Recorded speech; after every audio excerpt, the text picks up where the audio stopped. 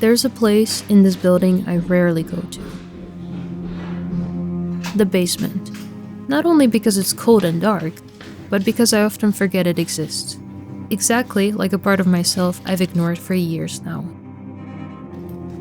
This suitcase contains that part of me. Let me show you what I mean. But first, let's get out of this creepy basement. This is the suitcase I used when moving away from home to a new country to pursue a better life a few years ago. Since I only own one suitcase, it had to be used wisely. Therefore, most of my belongings were packed into boxes, and only my most valuable things went into the suitcase. Now, I know what you're thinking. Most valuable? In the basement? Yeah, you're right. It's been collecting dust down there for 4 years now. Because with the move, an art form I once loved died to me. Traditional art.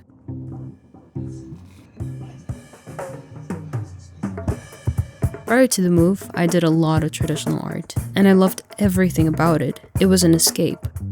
Every day after coming home from university, I would sit down at my desk, put on my favorite music, and focus on nothing else for the rest of the day. Until my dad let me try out his old Samsung tablet. At the time, I didn't know it, but this would mark the beginning of a new era for me. Because while trying digital art, I realized it had a lot of cool features that traditional art didn't have. You could grab any color in milliseconds and create whatever you wanted, with no limitations. And mistakes? Mistakes don't exist in the digital art world. You can undo anything. You can move things around, make them bigger or smaller at any point in the process. It felt like I was shown a whole new world. A world full of endless possibilities. So from that moment onwards, I have not looked back since. I let traditional art become a distant memory and put my entire focus on getting good at digital art. And I'm not sure if it was the right thing to do. I don't regret learning digital art. It's awesome, and despite its lack of limitations and permanence, it still requires a lot of skill to master. But digital art has its setbacks too. And lately, I've been feeling them more than ever. For one, I hate staring at a computer screen all day. And I miss tangible materials. The paint on my hands, the mess of it all. And most important of all, over the years of doing digital art, the undo button became my best friend. I would spend hours making brushstrokes just to paint over them anyway. Making art became mindless because I got used to being able to undo every wrong brushstroke. Traditional art is less forgiving, but that's what makes it more rewarding.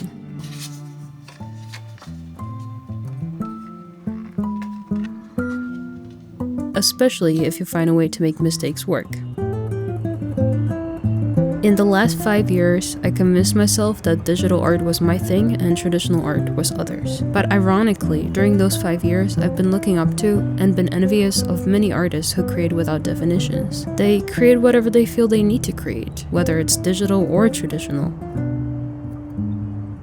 So who says I have to define myself as one type of artist only?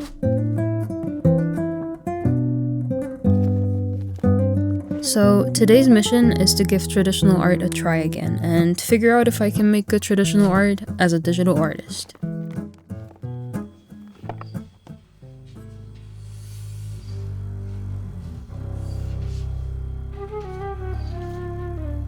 But it's not as easy as it looks. We have a couple problems we need to solve before proceeding. Problem 1. I don't know what medium to use. Colored pencils, oil pastels, alcohol markers, oil paint, graphite pencils, so many options.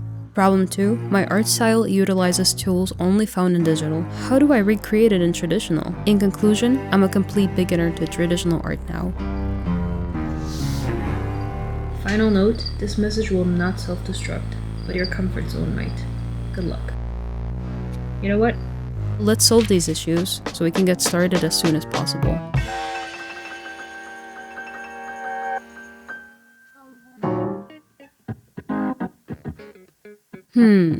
I actually have an idea. Wouldn't it be easier to find out which medium to use based on what traditional medium works best with my art style? So perhaps I could swap 1 and 2. No, wait, I can merge the two. So I'm going to choose a medium based on which one works best for my art style. What is my art style?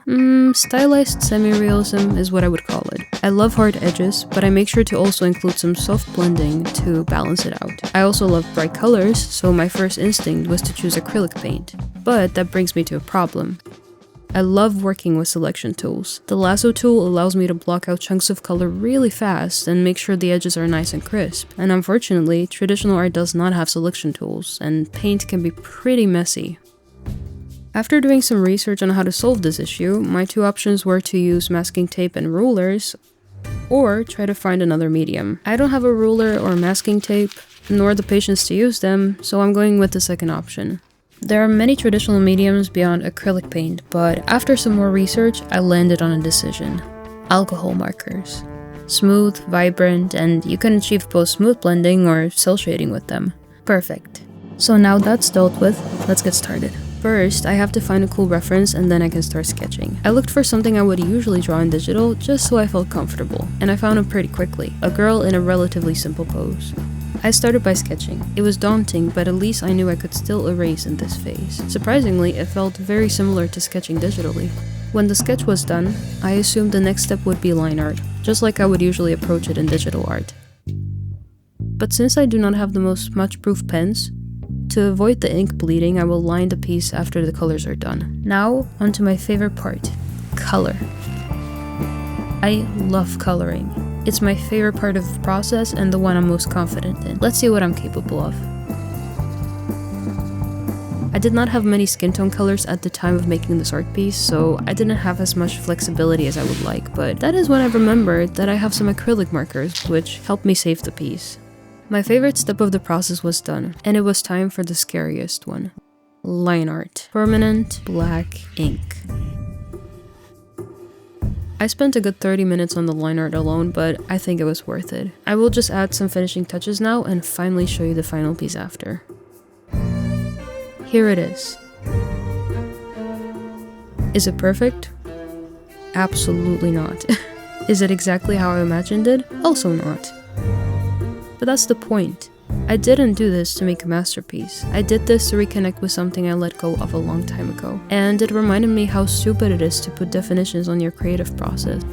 I realized I don't want to master digital or traditional. I want to master bringing my ideas to life in the best way I can, regardless of the medium. So, can a digital artist do traditional art? I guess we just found out.